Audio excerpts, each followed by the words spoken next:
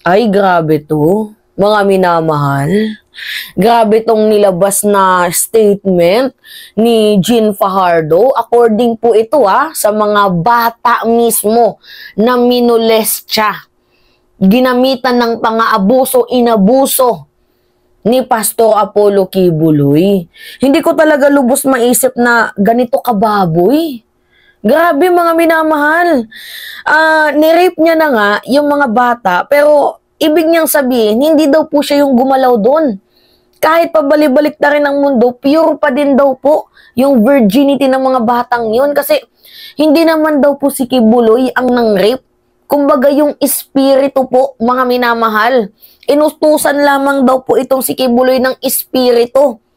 Grabe yun, mga minamahal. Ay, ang baboy. So ngayon, ito yung sinabi ni Jean Fajardo. Sabi dito, isa po ito testimony po ito, mga minamahal. Sabi dito, pagkatapos gamitin di umano ni Pastor Kibuloy itong mga bata, ang sinabi sa kanila, they are still pure. So parang wala lang. Pure pa din sila, buo pa din yung pagkababae ng mga batang yon, despite na pagkatapos na ginalaw sila ni Kibuloy. So bakit pure pa din yung mga batang yon? Sabi kasi ni Kibuloy, iniintak pa rin sa kanila ang pagkababae nila dahil ang nakipagtalik sa kanila ay espiritu ng Diyos. Grabe to, mga minamahal.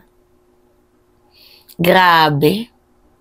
Nirape mo na nga, ginamit mo pa yung Diyos. Blasphemy ba yun yung tawag dito, mga minamahal? Yung ginagawang panloloko ni Kibuloy. 'Di ba? Nakagawa ka na nga ng mali, idadamay mo pa yung Diyos. Hindi ka ba nasusuklam doon, Kibuloy, sa mga pinagsasabi mo? Hindi ka ba kinikilabutan sa mga sinasabi mo? After mong gahasain, sasabihin mo, pure pa din sila. Pure pa din yung pagkababae nila dahil hindi naman ikaw yung gumalaw, kundi yung espiritu ng Diyos. Grabe to. Matapos mong pangakuan na pag-aaralin yung mga batang yan dahil mga salat, ang iba broken family, ang iba hindi talaga kayang pag-aralin ng mga magulang, matapos mo silang kunin. Kasi akala ng mga magulang nila, mapapabuti yung buhay nila. Kasi televangelist ka, nagpapangaral ka ng salita ng Diyos. Tapos ganito yung mangyayari sa mga kababaihan dyan? Bababuyin mo? Hindi lang isa, dalawa sa isang linggo, kundi araw-araw, iba't ibang mga babae? Baboy mo, Kibuloy. Mga minamahal, grabe yun. Tapos, nandyan pa yung pananakot. Paano tinatakot ni Kibuloy? Yung angels of death. Kapag hindi sila sumunod sa appointed son of God and the owner of the universe, kukunin daw po sila, mga minamahal ng angels of death. Even sa mga nagtatrabaho lang na yung mga gardener, yung mga nasa outer circle, kapag hindi sila sumunod sa quota nila, hindi nila nakuha yung quota nila, kukunin sila ng angels of death, tapos hindi pa sila mabibigyan ng magandang bahay sa kalangitan. Grabe. Grabe to, mga minamahal. Hindi to katanggap-tanggap. Sobra-sobra, lubos-lubos na tong kanyang pambababoy na naitago sa napakahabang panahon. Imagine kung gaano kadaming babae na mga minor po ang ginalaw ni Kibuloy, mga minamahal. Can't you imagine that? Sa sobrang tagal, tapos yung kaso pinaupo lang? Imagine, mga minamahal, kung gaano karaming mga babae ang binaboy, ang nilapastanganan, ang ginawa ng karumal-dumal na, pandadown sa sarili ng mga kababaihan.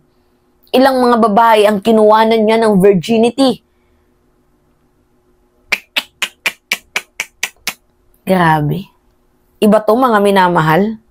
Ang tawag dito, pedophile If I'm not mistaken, pedo. Diba? Pedo to, mga minamahal. Pag ganito, pedo yung tawag dito. Baboy. Diba? Sabi dito, uulitin ko sa inyo. Pagkatapos gamitin di umano ni Pastor Kibuloy itong mga bata, ang sinasabi niya sa kanila, they are still pure. Oh, pure pa daw mga minamahal. Hindi natin alam kung pure in flesh or pure in physical. Pero no matter what, hindi na po virgin yung mga yan once na ginalaw mo. Sinira mo, pinunit mo yung virginity ng mga yan. Hindi lang yung virginity yung pinunit mo pati pagkatao at pagkababae nila. Nilapastanganan mo yung pagkababae nila. Yung trauma, mga minamahal, can't you imagine that? Yung trauma na binigay ni Kibuloy sa mga bata ng babae. Yung pain na binigay mo sa mga batang babae. Hindi ka ba na ano dun? Hindi ka ba kinikilabutan sa mga pinanggagawa mo? Hindi mo ba alam na yung mga batang babaeng yan, hindi na nakakatulog ng maayos? Mahirap na nilang makalimutan.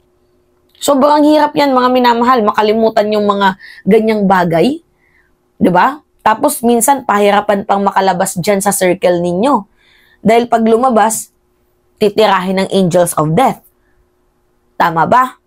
Tapos yung angels of death na yun, mga sugo mo din, ng mga taong binabayaran mo para tumigibumbum. 'Di ba mga minamahal? Kaya dapat ano talaga itong si Kibuloy masampahan talaga to. Although kahapon, yung naging plea po yun ni Kibuloy. Kasi ito yung balita kahapon, 'di ba? Pakita natin sa inyo. Yan.